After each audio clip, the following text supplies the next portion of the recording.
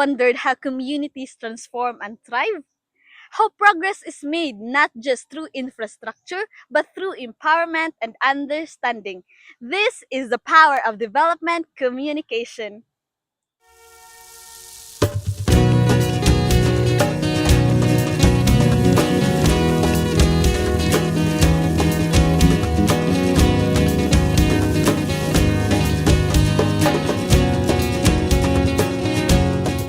Development communication, or DevCom, isn't just about sharing information. It's about fostering meaningful dialogue and participation. It's about empowering communities to take control of their own development. It's based on key principles: participation, empowerment, sustainability, and cultural sensitivity.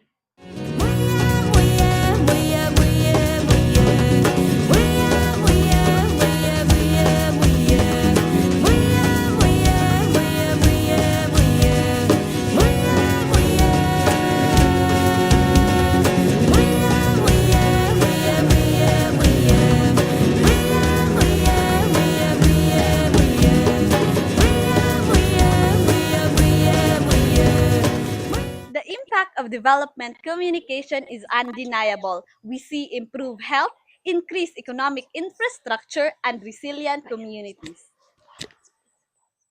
Development communication isn't just a field, it's a vital tool for creating positive change. By understanding and applying its principles, we can build a more equitable and sustainable future. Learn more about development communication and how you can contribute to the building and thriving communities.